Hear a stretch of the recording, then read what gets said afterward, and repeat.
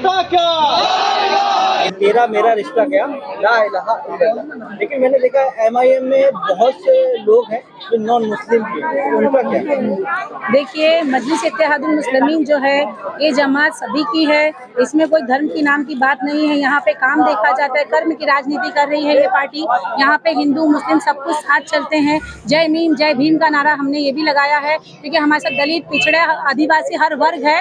मुसलमान के साथ दलित पिछड़ा आदिवासी सभी वर्ग हमारे साथ चल रहा है। जनाब बैरिस्टर असदुद्दीन ओवैसी साहब की ताकत बना हुआ है, और कई ऐसे दलितों को हमने टिकट भी दी हमारी पार्टी से, और हमने जिता के उनको सीट पे भी बिठाया है। और मजलिस इत्तेहादुल मुस्लिमीन हर कौम के साथ है, हर कौम का सम्मान करती है। इस तरीके से आपने बताया कि अभी बीच में कुछ हिंदू मुस्लिम का माहौल बनाया जा रहा था, तो उसमें क्या आपने वहाँ पर चौकी में गए, आपने क्या मैटर था उसके बारे में थोड़ा बताइए। देखिए, अभी हाल ही में जुम्मा का दिन जब 11 तारीख थी, अभी दो दिन हो गया, आज संडे है। जुम्मा के दिन जो हाल था आजमी नगर का, आजमी नगर में एक पूजा हो रही थी। वहाँ पे कुछ बजरंग दल के गुंडे आते हैं, कुछ पनप रहे हैं बजरंग दल में। हिंदूवादी गुंडे जो है वो हिंदू मुसलमान के नाम पे बांटना चाहते हैं। जो RSS ये गड़ फैला रही है, पूरी तरह से माहौल कर रही है। भारतीय जनता पार्टी का एक ही लक्ष्य है, हिंदू मुसलमान अलग करना। तो ये माहौल उन्होंने आजमी नगर में बना दिया था। आजमी नगर में ये हुआ था कि वहाँ पर पूजा होने के बाद एक ऐसा बंदा आता है, वहाँ पे विजय नाम के इंसान ने वहाँ पे प्रोग्राम अरेंज किया था। उसमें एक बंदा आके विवादित बात करता है, मुसलमानों को मारने की बात करता है, घर में घुस के औरतों के साथ बच्चे पैदा करने की बात करता है। तो ये सारी चीजें हमने DCP से बात की। वहाँ पे हमारी बहनें खड़ी थी, हमारी बहनों की सुनवाई नहीं हो रही थी, क्योंकि भारतीय जनता पार्टी कुछ लोगों ने ऐसा प्लानिंग किया था, वहाँ पे सब मारते हुए वीडियो बनाए थे। लेकिन हमारी जो बहनें आजमी नगर की थी उनके पास वीडियो नहीं था, लेकिन उनके साथ जो बर्बरता हुई उसको लेके हमने DCP से बात की कि जो आई विटनेस है, जो महिलाओं के साथ गलत हुआ, जो महिलाओं के कपड़े फाड़े गए, जो महिलाओं के साथ डायरेक्ट बोलते हैं कि घर में घुस के बच्चे पैदा करेंगे, तो ये मेरी बहनों का साथ देने के लिए हम वहाँ पहुंचे और ये हिंदू मुस्लिम जो झगड़ा था उसको खत्म करने का काम किए। मालवनी पुलिस ने भी हमारा साथ दिया, DCP ने भी हमारा साथ दिए। हम सभी ने मिलकर उस माहौल को शांत किया। साथ ही मैं आपके न्यूज के माध्यम से कहना चाहूंगी कि 15 साल से मालवनी की जनता ने किसी को बेटा बनाया, किसी को भाई बनाया, और वही नेता यहाँ का रहबर बन के मालवनी के लोगों का वोट लेता है। जब मालवनी की जनता रोड पे आती है तो वो नेता कहाँ जाता है? क्या मिसिंग हो जाता है? वहीं से गाड़ी लेके मालवनी का नेता गुजरता है, विधायक गुजरता है, लेकिन मालवनी की जनता को पलट के तक नहीं देखता। तो ये मालवनी की जनता ने देखा है। अगर किसी ने देखा है तो मजलिस इत्तेहादुल मुस्लिमीन की टीम पहुंची है वहाँ पर, और कंधे से कंधा मिला के हम वहाँ खड़े रहे और आंख में आंख डाल के बात की, क्योंकि कानून हमारे लिए भी है। कानून हिंदू मुस्लिम अलग नहीं है, संविधान एक है, कानून भी एक है। तो दोनों को हर तरीके से, हर नजर से, एक नजर से देखा जाएगा। तो हमने पूरी लड़ाई लड़ी है महिलाओं के हक के लिए और हमारे भाइयों के हक के लिए। हम ऐसा नफरती माहौल नहीं होने देंगे। ये नफरत फैलाने वाले भारतीय जनता पार्टी को शिकस्त दे देंगे। और ये मोहब्बत की दुकान जो खोल के बैठे हैं, तो कहाँ है मोहब्बत? किधर गई वो मोहब्बत? क्या दुकान खोल के बैठे हो? मोहब्बत कहाँ बैठ रही है? मोहब्बत जब ये हमारे लोग जब तरसती हुई नजरों से देखे, जब उनकी काम के टाइम पे, जब उनकी मजबूरी थी, जब पुलिस स्टेशन में जब वो खड़े थे, नेता को फोन करते, नेता फोन उठाने के लिए तैयार नहीं था, नेता गाड़ी से उतर के लोगों के बीच में जाने तैयार नहीं था, तो क्या अभी इलेक्शन में हाथ जोड़ के वोट मांगने आएगा? तो ये मेरी मालवनी की जनता करारा जवाब देगी। और इंशाल्लाह आने वाले टाइम पे जनाब बैरिस्टर असदुद्दीन ओवैसी साहब मजलिस इत्तेहादुल मुस्लिमीन का उम्मीदवार जो भी देगी, हम उसके पीछे झंडा लेके चलेंगे इंशाल्लाह। जिस नेता की आप बात कर रहे हैं उस नेता को मौलानी ने नगर सेवक से लेके MLA बनाया, MLA से मंत्री बनाया, और अभी वही नेता कह रहे हैं कि हम 30 या 40 हजार से जीतेंगे। तो आपको लगता है कि आप उनसे फाइट कर पाएंगे? इसके बारे में देखिए, मजलिस इत्तेहादुल मुस्लिमीन हक की जमात है, और आपको मैं बता दूं कि जो नेता बोल रहा है कि 30-40 हजार वोट ज्यादा लेंगे, तो वैसा काम करना चाहिए था। 5 साल में अवाम के बीच में आप नहीं आते। मालवनी को कोई नीतीश राणे जैसा एक छोटा सा बटला आके जब गाली देके जाता है मालवनी के हमारे भाइयों को घुस घुस के मारने के बाद, तभी नेता क्या सो रहा था? तभी नेता क्या मिसिंग था? तो हम क्या समझे? मालवनी की जनता ने अब करारा जवाब देना है। ये 40 हजार 50 हजार छोड़ दो। अब इंशाल्लाह आने वाले टाइम पे मजलिस इत्तेहादुल मुस्लिमीन का उम्मीदवार होगा, मजलिस इत्तेहादुल मुस्लिमीन यहाँ कामयाब होगी। आप खुद देखना, और लोग हमें इंशाल्लाह बैरिस्टर ओवैसी साहब को वोट देंगे। जिस तरीके से आपने बताया कि इधर आप आए तो बहुत गड्ढे थे, रोडों का बहुत प्रॉब्लम था, उसके बारे में क्या कहना चाहते हैं? उसकी बताइए जो आपने स्पीच में कहा। देखिए, गड्ढे तो मालवनी की हर किसी को पता ही है, लेकिन गड्ढे दिखते कब है? जब बारिश का सीजन शुरू होता है, उस समय इनकी जितनी भी काम की कारकिर्दगी होती है वो सब सामने आ जाती है। तो मैं बोलना चाहता हूं कि मलाड मालवनी की जो आवाम है, अपने जिन लोगों ने ये इंडिया अलायंस को भर भर के झोलियां भर भर के वोट डाला है, अपनी आंखें खोलिए और इस बार ऑल इंडिया मजलिस इत्तेहादुल मुस्लिमीन के ऊपर भरोसा जता के देखिए। एक बार आने वाले महाराष्ट्र विधानसभा चुनाव में मलाड मालूनी से हमारे सदर जनाब बैरिस्टर असदुद्दीन ओवैसी साहब जिस किसी को भी टिकट दे, आप उसमें बढ़ चढ़कर हिस्सा लीजिए और इस बार अपना सपोर्ट दिखाकर मजलिस को कामयाब बनाइए। आप 40 साल से यहाँ पर मौलानी में रहते हैं और आपने एक एमएलए को एक निशाना साधा था कि वो 15 साल से लोग उनको भर भर के वोट दे रहे हैं। आखिरकार आप भी यहाँ पर रहते हैं, किस तरीके से तब्दीली आई है, ये एमएलए ने कितना कुछ काम किया, उसके बारे में बताइए थोड़ा। मैं आपके चैनल के माध्यम से पूछना चाहता हूँ, आप ही से पूछता हूँ, आप बताओ मालौनी में 15 साल से एमएलए असलम शेख साहब यहाँ काम एमएलए बन के आए हैं। आप बताइए कि मुझे मालौनी में कितने रोड बने, कितने ब्रिज बने। यहाँ के अंबुजवाड़ी की हालत में अभी यहाँ आया हूँ, अंबुजवाड़ी में आप देख रहे हो यहाँ रोड की हालत क्या है। यहाँ लोगों को कितनी तकलीफ है, हम लोग 40-50 साल से जान रहे हैं हम लोग, तो कुछ काम हुआ नहीं। इसलिए हमने इस बार फाइनल कर लिया है कि एमआईएम पार्टी को यहाँ से उतार कर, यहाँ से इलेक्शन लड़ाकर पूरी मालौनी का नक्शा बदलने का हम लोग ठान के बैठे हुए। यहाँ से आपका कैंडिडेट का नाम कौन सा है, कुछ बता सकते हैं? इस वक्त तो सिर्फ हमारे 2 रेस में है, एक इरफान खलीफा और रिजवाना मैडम है, लेकिन 99% रिजवाना आपा का फाइनल हो चुका है, सिर्फ डिक्लेरेशन बाकी है। डिक्लेयर हो जाएगा इंशाल्लाह। हम लोग अभी जैसे ही नाम डिक्लेयर होगा खुलकर मैदान में उतरेंगे, फिर दिखाएंगे कि भाई एमआईएम पार्टी की ताकत क्या है और कांग्रेस की ताकत क्या है। इरफान जी, जिस तरीके से आप तेज और तर्रार बात करते हैं, एक अच्छी शायरी करते हैं, एक एमआईएम के एक अच्छे युवा नेता हैं, आपने ये पूरा जो प्रोग्राम था वो सेट किया, क्या कहना चाहते हैं? अच्छी बात है, मैंने देखो प्रोग्राम सेट किया, लोगों तक मैसेज अच्छा पहुंचाना चाह रहा। हमारे बैरिस्टर साहब की मैसेज को आवाम के बीच पहुंचाने का मेरा मकसद है। और इस प्रोग्राम अल्हम्दुलिल्लाह भीगती हुई बारिश में यहाँ की आवाम ने ये प्रूफ कर दिया कि सब ने दिया है हमको चोट, अब अपनी पार्टी अपना वोट। तो यहाँ की आवाम ने अपने मन बना लिया है कि हमारी पार्टी मजलिस इत्तेहादुल मुस्लिमीन है और हमारा वोट मजलिस इत्तेहादुल मुस्लिमीन को ही जाएगा इंशाल्लाह। ऐसा यहाँ की आवाम ने अब बोलना चालू कर दिए है। कुछ ही दिनों में जिसे कैंडिडेट डिक्लेयर होता है, हम लोग इस बार मलाड विधानसभा लड़ेंगे भी, इंशाल्लाह जीतेंगे भी। इरफान जी, जिस तरीके से आप तेज और तर्रार बात करते हैं, एक अच्छी शायरी करते हैं, एक एमआईएम के एक अच्छे युवा नेता हैं, आपने ये पूरा जो प्रोग्राम था वो सेट किया, क्या कहना चाहते हैं? अच्छी बात है, मैंने देखो प्रोग्राम सेट किया, लोगों तक मैसेज अच्छा पहुंचाना चाह रहा। हमारे बैरिस्टर साहब की मैसेज को आवाम के बीच पहुंचाने का मेरा मकसद है। और इस प्रोग्राम अल्हम्दुलिल्लाह भीगती हुई बारिश में यहाँ की आवाम ने ये प्रूफ कर दिया कि सब ने दिया है हमको चोट, अब अपनी पार्टी अपना वोट। तो यहाँ की आवाम ने अपने मन बना लिया है कि हमारी पार्टी मजलिस इत्तेहादुल मुस्लिमीन है और हमारा वोट मजलिस इत्तेहादुल मुस्लिमीन को ही जाएगा इंशाल्लाह। ऐसा यहाँ की आवाम ने अब बोलना चालू कर दिए है।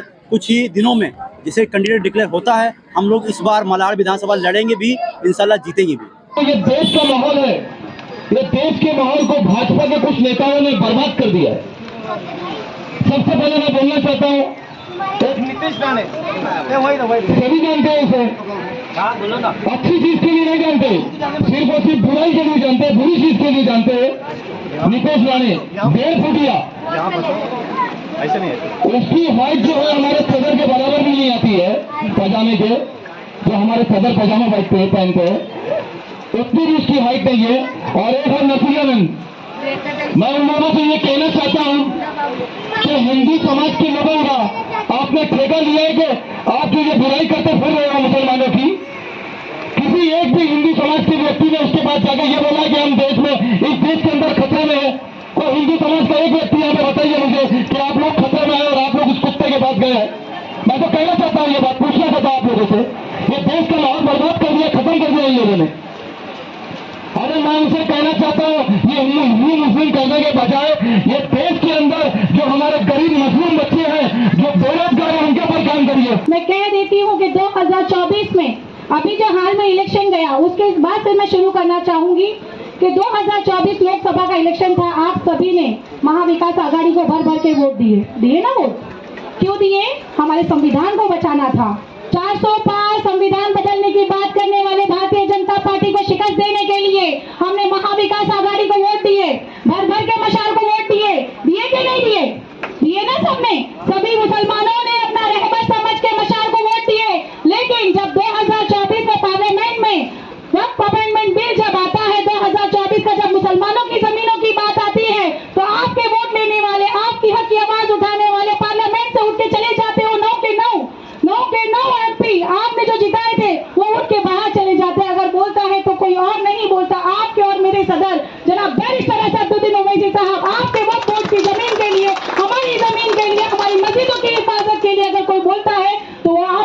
सदर जनाब बैरिस्टर असदुद्दीन ओवैसी साहब ने बोला। तो हमें भी वो देखना चाहिए कि जो हालात गुजर रहे, जो हमें बोलते हैं, जो सपने दिखाते हैं, वो सपना कभी पूरा नहीं करेंगे। आंखें खोलो, हकीकत को देखो। अभी आप देख रहे हैं कि कुछ दिनों पहले रामगिरी ने हमारे नबी के शान में गुस्ताखी की कि नहीं की?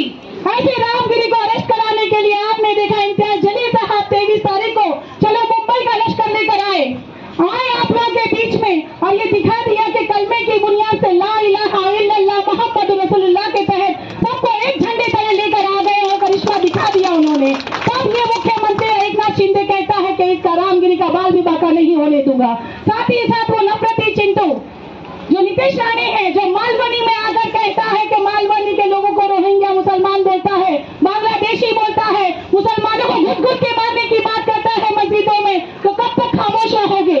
ये नफरती माहौल भारतीय जनता पार्टी कर रही है, तो ऐसी भारतीय जनता पार्टी को मुंह तोड़ जवाब देना है।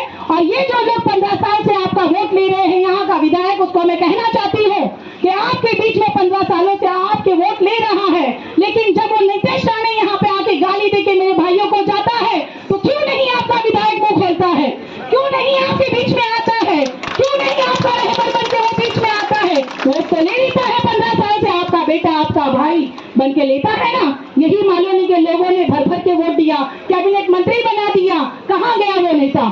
किधर गया वो नेता? सवाल पूछना जब वो वोट लेने आपके दरवाजा खटखटाएगा ना, तब मेरी बहनों जवाब पूछना कि जवाब दो, जब मेरे नबी के शान में गुस्ताखी हुई तो तुम खामोश क्यों थे? ये जवाब पूछना, जब मेरे नबी के शान में गुस्ताखी करे तो इम्तियाज जलील ने आवाज उठाई तो आपने क्यों मुंह नहीं खोला? तो ये जवाब अभी आने वाले इलेक्शन में आपको करारा देना है, क्योंकि अभी आपने देखा कि कोल्हापुर की मस्जिद को शहीद किया गया, तब भी आपके नेता ने मुंह नहीं खोला। तब भी मालवनी के नेता ने वोट तो ले लिया लेकिन मुंह नहीं खोला। मुसलमानों का रहबर तो बन गया लेकिन आपके हक के लिए मुंह नहीं खोला। तो आपको ऐसे नेता को चुनना है जो आपके हक की आवाज को उठा सके, आपका बच्चों का मुस्तकबिल बना सके। आज आप देख रहे हैं लगातार कितनी मुश्किलें आ रही है मुसलमानों पे। अरे ये तो हिंदू मुसलमान करने के लिए भारतीय जनता पार्टी घूम रही है, लेकिन हम बटने वाले नहीं। हम हिंदू मुसलमान मिल के साथ चलेंगे, तभी तो ये देश चलेगा। ये देश संविधान से चलेगा, किसी की दादागिरी से नहीं चलेगा। और दादागिरी करने वालों को मुंह पर जवाब देना है, उनके घर पे उनको वापस करारा जवाब देना है। और ये विधायक जो आपके बीच में आपके वोट लेने आएगा, तब करारा जवाब जरूर देना। दोगे कि नहीं दोगे? दोगे कि नहीं दोगे? जोर में हाथ लेके बताओ। मस्जिद इत्तेहादुल मुस्लिमीन का साथ दोगे कि नहीं दोगे? जनाब बैरिस्टर असदुद्दीन ओवैसी साहब का साथ देंगे या नहीं देंगे? लोगों से हाथ जोड़कर रिक्वेस्ट करूंगा, रात दिन हम लोग सिर्फ गरीब अपने दलित लोग, मुस्लिम लोग, पिछड़ी जात, इन लोगों के लिए हम लोग खासतौर से मेहनत कर रहे थे, क्योंकि हमारे बैरिस्टर असदुद्दीन ओवैसी का कहना एक ही है, गरीब मजलूमों का साथ दो। ये जो पैसे वाले लोग आके गरीबों को खरीदने की कोशिश करते हैं, और मैं जानता हूँ ये होता है अम्बुजवाड़ी में, और अम्बुजवाड़ी वालों की भी बहुत गलतियां हैं जो मैं क्लियर बताना चाहता हूँ। इलेक्शन आता है तो थोड़ा बहुत ले दे के वोट करके आप गलत आदमी को चुन रहे हो, ये मैं बार बार ये कहना चाहूंगा। क्या मिला है मुझे? एक भी आदमी अगर ये खड़ा होगा तो बताइए। असलम भाई ने यहाँ 15 साल से राज किया, किसका काम और क्या होके बताया, क्या चेंज हुआ है, मेरे को आप एक बार बता दीजिए। तो मैं ये चाहूंगा ये बारी हमारी रिजवाना ईसा खान, पुलिस का स्टेशन में कोई भी मसले हो, लोगों की कोई भी तकलीफ है तो रिजवाना ईसा खान, हमारे नासिर कुरैशी, हमारे युवक तालुका अध्यक्ष मुशाहिद, हमारी टीम रात दिन चौकों को घेरने का काम करते हैं। पुलिस वाली से डरने का काम हमारा है ही नहीं। हमारे 2 नंबर के धंधे है ही नहीं, कोई चरस गांजा बेचते नहीं है, पानी का लाइन देते नहीं है, डबल टिबल मारने का हफ्ता लेते नहीं है, पैसा जेब का लगाते हैं खास तौर से गरीबों के लिए। हमारा ऑफिस 24 घंटा खुला रहता है। एक महिला होने के नाते रोज रात दिन घर की फैमिली को छोड़ के रात दिन मेहनत करती है रिजवाना खान।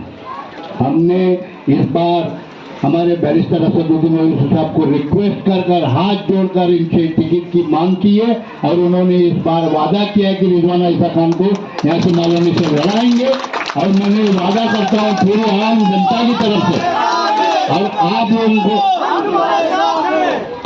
एमआईएम पार्टी सिर्फ मुसलमानों के लिए काम नहीं करती, हिंदू हो, दलित हो, मुस्लिम हो, सिख हो, ईसाई हो, सब जात के लिए काम करती है।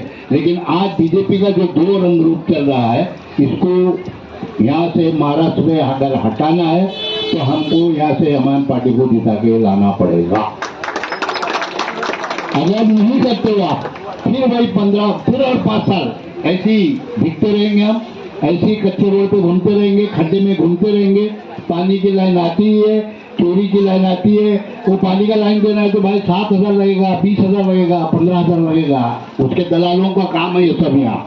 तो मैं ये चाहता हूँ, आपका हक है, क्योंकि आप एक एक आदमी, मैं हो या तुम हो, हम जो सामान खरीदते हैं उनका टैक्स भरते हैं, उस वजह से हमारी देश चलता है, हमारा गवर्नमेंट चलती है। हम उनके नौकर नहीं है किसी के, हमारा खुद का पैसे हम कमाते हैं, हम खाते हैं, तो हमारा टैक्स की वजह से हिंदुस्तान चल रहा है। इतना बात दिमाग में हर आदमी लेके रखना। और आपके वोट की कीमत बहुत है, लेकिन आप समझ नहीं पाते हो। आप वोट उसी को देना जो आपके लिए रात दिन काम आ सके और एरिया को डेवलपमेंट करके आपका एरिया को सुधार सके। मेरी बात को गौर से सुन लेना। पानी जब एक जगह जमा होता है ना, तो उसमें कीड़े मकोड़े गिरना चालू होते हैं। बहता हुआ पानी साफ सुथरा दिखता है। ये 15 साल से पानी खड्डे में जो जमा हुआ ना, इस बार खड्डा खोद के इसको साफ पानी में बदलने का काम एमआईएम पार्टी करेगी इंशाअल्लाह ताला। मुझे पूरी उम्मीद है। बारिश से आज मेरी माँ बहनों को काफी तकलीफ हो रही है। मैं चाहता हूँ मैं दोबारा आऊंगा इंशाअल्लाह, एक बार बड़ी मीटिंग रखूंगा और आप लोग एमआईएम पार्टी को साथ देंगे। उम्मीद के साथ मैं